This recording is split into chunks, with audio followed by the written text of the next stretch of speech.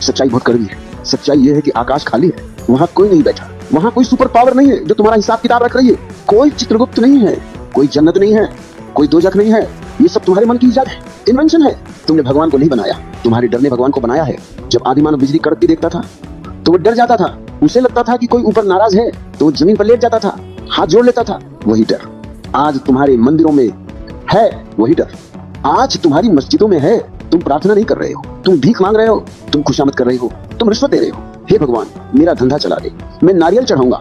हे भगवान मेरे बेटे को पास करा दे, मैं चादर चढ़ाऊंगा। तुम्हें शर्म नहीं आती? तुमने भगवान को एक दुकानदार समझ रखा है, एक शॉपकीपर जो तुम्हारी रिश्वत का इंतजार कर रहा है। अगर भगवान रिश्वत लेकर काम करता है तो वो भगवान नहीं है, वो एक भ्रष्ट अफसर है। और अगर वह रिश्वत नहीं लेता तो तुम्हारी प्रार्थनाओं का कोई मूल्य नहीं है, सब व्यर्थ है। मैं तुम्हारी जड़ों पर चोट करना चाहता हूँ, मैं तुम्हें उखाड़ना चाहता हूँ, क्योंकि जब तक यह झूठा भगवान नहीं मरता तब तक तुम्हारे भीतर का सत्य पैदा नहीं हो सकता। तब तक तुम इंसान नहीं बन सकते। तुम अभी इंसान नहीं हो, तुम अभी कठपुतली हो, पपेट हो, जिसकी डोर किसी काल्पनिक शक्ति के हाथ में है। तुम कहते हो पत्ता भी उसकी मर्जी के बिना नहीं हिलता। कितनी गुलामी है इस वाक्य में। अगर पत्ता भी उसकी मर्जी से हिलता है तो तुम्हारी हैसियत क्या है? तुम क्या हो? सिर्फ एक मशीन, रोबोट।